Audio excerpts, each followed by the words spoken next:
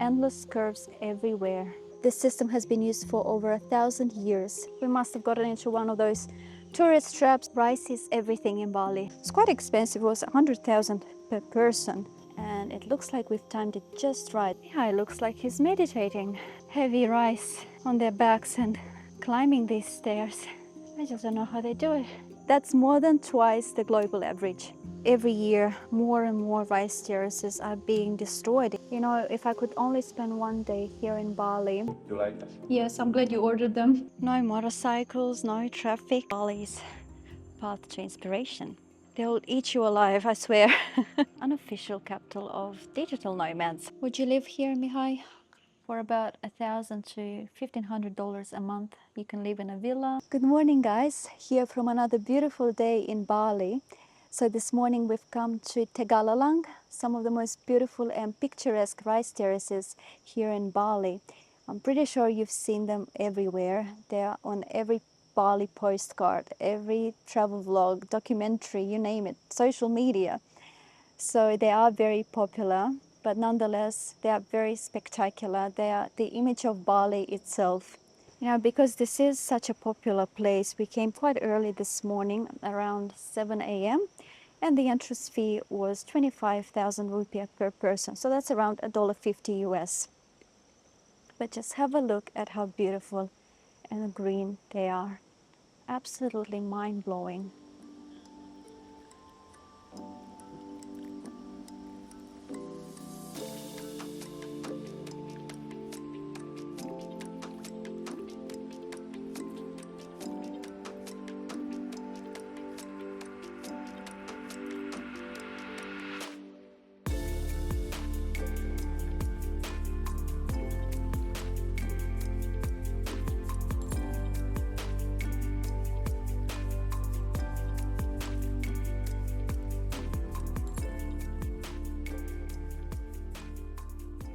The first thing that I noticed though is that it is quite commercial here. We've got lots of restaurants, cafes, lots of touristy activities like swings everywhere, and it does take away from the charm of the place, I must say.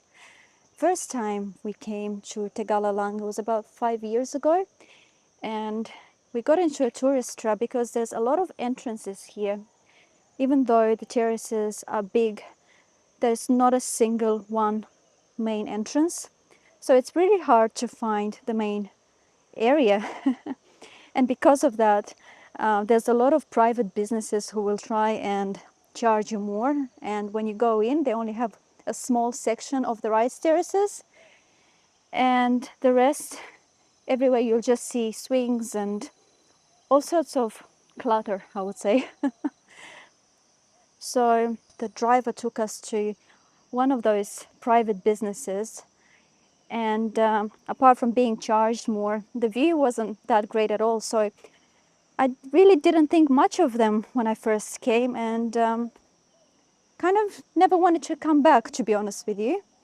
It looked nothing like in the pictures you see everywhere online. But then I started seeing other travelers, and in their videos it looked very different. So I thought, okay, let's give this another try. We must have gotten into one of those tourist traps and we didn't go to the right place. So yeah, this morning I have a very different impression of this place. It's still very commercial. There's people who will come to you and ask for money. We already got asked by a lady to pay just for taking some pictures, and it's quite expensive. It was 100,000 per person, so quite a bit. But there was no way she would let us go, so we just decided to pay anyway. So yeah, it is something I thought I would need to mention just to make you aware if you've never been here. But as I said before, they are still worth visiting. If you've never been to Bali, I would still come here and have a look. They are very, very beautiful indeed. And look, there are other spectacular rice terraces here in Bali. These aren't the only ones. A bit further up north, they have the Jatilui rice terraces, and those are much, much bigger and less commercial, that's for sure. But they are different, you know. They don't look the same. So If you're looking for something less commercial, I would go to Jatilui. But if you've never seen these ones, I would still recommend coming to see them. And I still can't get over this beautiful green color. And it looks like we've timed it just right. The rice is tall and vibrantly green just before harvest season. It's absolutely magical. Now, despite being quite touristy, these rice terraces haven't actually lost their function. They are still being used for farming.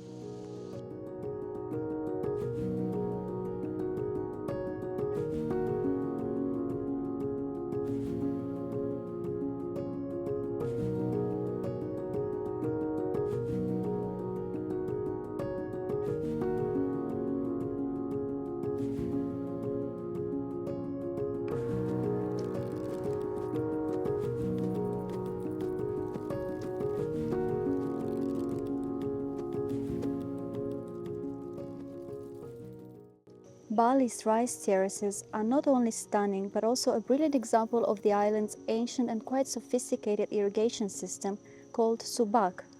This system has been used for over 1,000 years and it's all about cooperation and balance. It's designed to manage the flow of water from the island's mountains to the rice fields below, ensuring every terrace gets its share of water. The water is sourced from mountain springs and rivers, flowing down through a series of canals and channels, which distributed evenly across the rice paddies. But what makes it really special is how it's managed by the community. Farmers work together, ensuring the water flows in a way that's fair for everyone. The process is carefully coordinated, with each terrace receiving water at different times, and all of it is overseen by local farmers, often with the guidance of a priest or a subak leader. The system even has spiritual importance. There are water temples where rituals and offerings are made to keep the flow in harmony with the land and gods, ensuring good harvests and a balanced relationship with nature. Yeah, it looks like he's meditating, taking in the views. What do you think? It's so relaxing here. I could stay all day. All day, me too. Just look at this view. It's absolutely epic. There's so many steps to climb here though. I'm already exhausted and look at how big they are. I can't imagine a person carrying loads of heavy rice on their backs and climbing these stairs. I just don't know how they do it. Their bones must be made of steel. Rice is everything in Bali, spiritually, culturally, and on the dinner table. Most locals will consume it 2 to 3 times a day. It's a staple in every family, and it's seen as a reflection of prosperity, a symbol of abundance, and connection to the earth. So the average Indonesian will consume about 100 kilos of rice per year, if you believe it or not. That's more than twice the global average. What amazes me the most is you see so many rice fields here in Bali, and despite that, that's not enough to meet demand and feed the whole island, believe it or not. So they actually have to import from countries like Vietnam and Thailand. Now, part of the reason for that is that traditional farming methods like the subak irrigation system doesn't prioritize mass production. It's all about prioritizing harmony and sustainability. But I was speaking to one of the locals the other day, and they were saying that another problem is the younger generations now prefer tourism related jobs and are moving away from traditional farming. And of course, there's the rising issue of urbanization and tourism development. So unfortunately, every year more and more rice terraces are being destroyed in favor of the development of villas, hotels, and infrastructure. And we've noticed that as well from our own experience. If we compare it to how Bali was 5 years ago when we came for the first time, right now it's shocking to us to see that there has been so much construction of these new villas, and these rice terraces are now shrinking in size. And my fear is that in the near future, Bali just won't be the same. It's rapidly changing, and we just won't be able to admire views like that anymore. It's so hot. Yes, I know. I really want a cold coconut right now. So we've come to a local stand here in the terraces selling fresh coconuts. We finally got our treat, but just look at that ethereal view.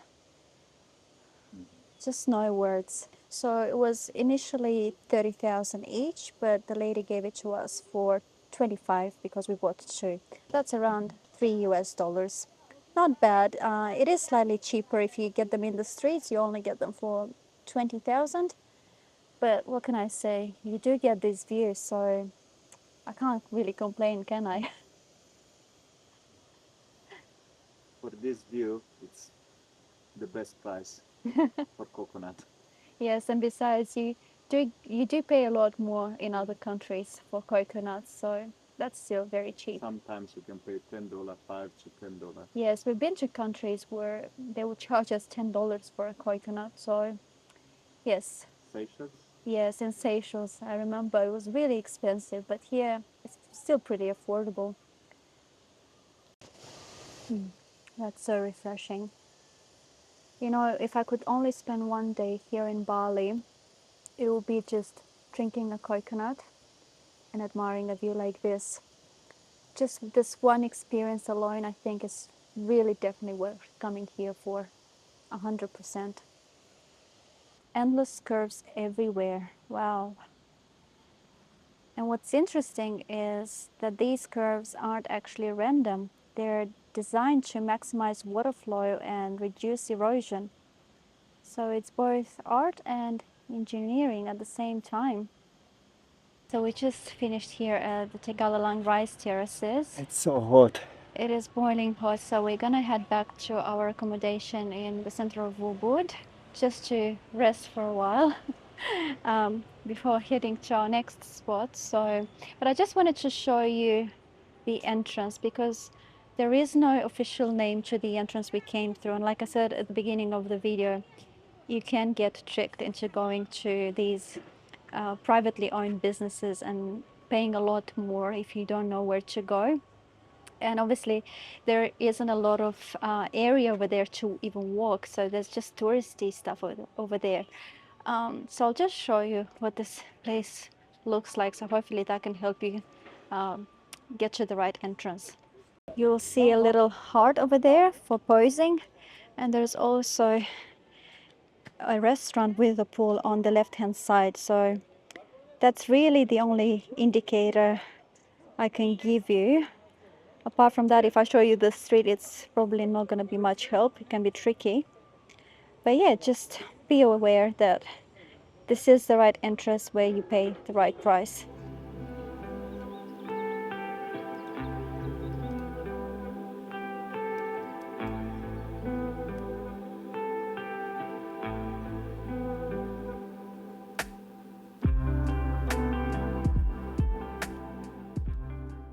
All right, so we decided to stop over for lunch. We are starving and we came to this restaurant in Ubud.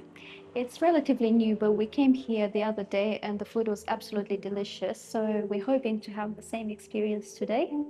So let's order. So they've got a really nice selection of both Indonesian and Western foods. And the prices are also very affordable, very good. They've also got a vegan selection. All right, so our meals have arrived. We ordered some spring rolls for the appetizer, and for the main dish, we went with rendang sapi. I hope I pronounced that right. But basically, it's braised beef in coconut milk with vegetables and rice. So let's give it a taste.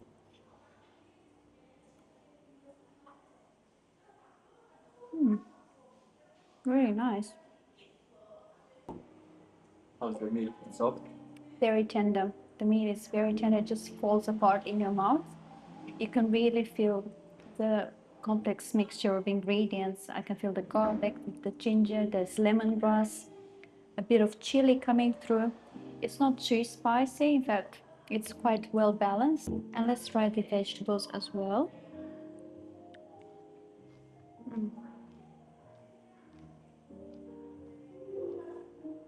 Yes, a very traditional Indonesian flavor, but not too overpowering. So, yeah, it's very good. Bon appetit. Oh, and I forgot to mention, we also ordered some fresh pineapple juices. How's yours? Do you like it? When you're hungry, everything is perfect. Yes, I know. You can eat anything when you're hungry. The meat is very soft, will be sweet. No, it's very, very Sweet, not too spicy for you? soft. No, No? no, perfect. Just perfect, yes. Now let's try the spring rolls as well. A bit of chili sauce. Mm. So crunchy. So full of flavor. Get the sweetness from the vegetables and just a light spice from the chili. They're very good. You like that? Yes, I'm glad you ordered them. It was Mihai's idea to get them. He always orders spring rolls when he can. Probably some of the best I've tried, I must say. All right, so we just finished our meals. The food was absolutely delicious. It ended up costing us about 215,000 rupiah, which works out to be $12.80 US. And that includes 2 main dishes, 1 starter, and 2 drinks. It is a 10 to 15-minute walk from the center of Ubud, so if you're staying in the area, I think it's definitely worth giving them a try. Now, we just took a couple of hours to rest at our accommodation, and now we're about to begin a hiking trail here in Ubud.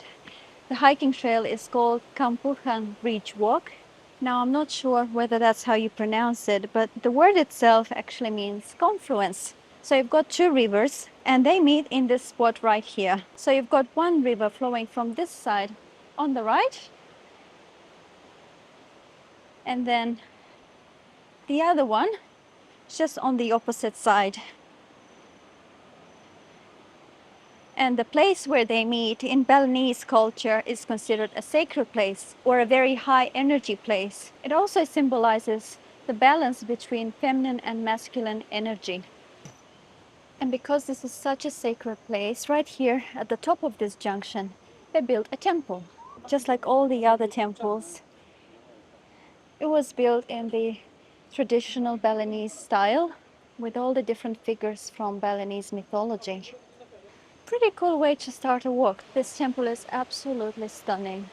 It was built in the 8th century by the same man who built the biggest temple here in Bali, or the Mother Temple. The trail itself is about 2 kilometers one way, so 4 kilometers return. It's quite straightforward, not too difficult. No major inclines. It's quite flat. And you can see you start through this lush green forest, dense vegetation. It's all very green. It's so serene. No motorcycles, no traffic. Just birds, the wind, and the sound of your footsteps. Such a big contrast to all the chaos going on in Ubud. All the bustle and traffic. So it's a really nice way to escape at the end of the day. Now this trail is most popular at sunrise, but sunset is also really nice, so that's why we chose to come here in the evening. You just have this beautiful magical light coming at the top of the ridge, and it's just beautiful. Now the trail is all paved with stone, which makes it quite comfortable to walk, and as you can see, it's all lined with beautiful tall grass. It's not always like this. Every time we come, it looks quite different. Sometimes the path is way more visible than this time. And from what I read, this path has always been quite popular among artists and writers. And some even call it Bali's path to inspiration. So the sun is starting to set. Just look at that beautiful light.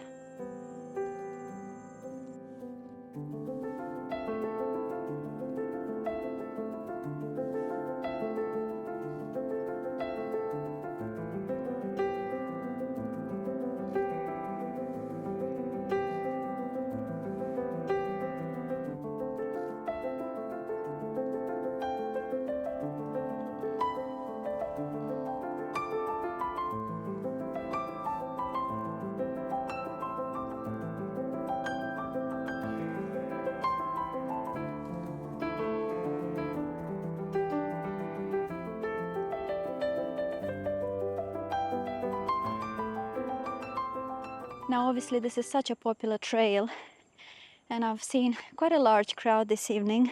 It's nice, but it's a lot of mosquito. Yes, that's true. It has so many mosquitoes, so if you come, you better bring insect repellent. They'll eat you alive, I swear. Yeah, so as I was saying, there's a lot of people, but I can see why it's so beautiful, so peaceful and relaxing to walk around here, so definitely worth coming. Now, as we approach the end of the wild side of the trail, we come to this beautiful traditional Balinese style gate, but the trail itself doesn't actually end here. It continues all the way down through some beautiful villages with different cafes, restaurants, all sorts of shops and art galleries. So it's just another beautiful part of it.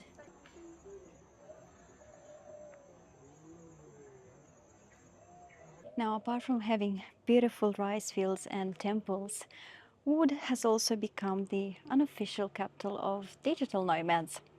Back in the early 2010s, Bali became one of the biggest hotspots in Southeast Asia for digital nomads. And this area in particular is very popular among them.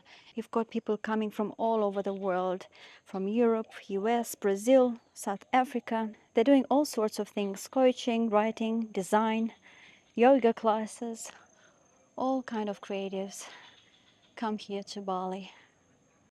Now, we've had the chance to speak to a couple of digital nomads here in Bali. What they've been saying is that you come here initially for 1 month and then something shifts, something happens. You slow down and you never want to leave again. And you know, I can fully relate to that feeling. There's even a saying you'll commonly hear that Bali is not a place, it's a feeling. And I can see why. It's not about the attractions, although they are beautiful. It's really about the emotions and the connections it evokes. You've got a true connection with nature. You've got the kindness and warmth of the people. And you just never want to leave. You just feel good over here, you know? Yes, so from what they've been saying, for a lot of them, it's not about making a living as much as it is about reinventing their lives and moving away from everything we've been taught, the way life is supposed to work. When you come here, you start to question it all, don't you? So that's why when you leave Bali, even though you really don't want to leave ever, you don't just take with you the memories or the souvenirs. You take that feeling with you and you remember that feeling. And essentially, I think that's why you just want to keep coming back. And we've been doing so for the last 5 years now. So towards the end of the trail, we've come to this little warung. This is the place that we always come to whenever we come and do this trail. They have some of the most freshest fruit and tastiest coconuts. And apart from that, they also have an amazing view. And I think it's a spot. My favorite spot. yes, Mihai's and my favorite spot too, not just yours. But yes, it's actually the view that we always come here for. The view and the fresh fruit you get. So peaceful and quiet.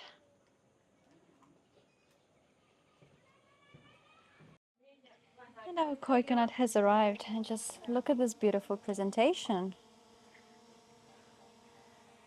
It's nice and cold too. Would you live here, Mihai? Yes, this is the fourth time I've been here. I think I would.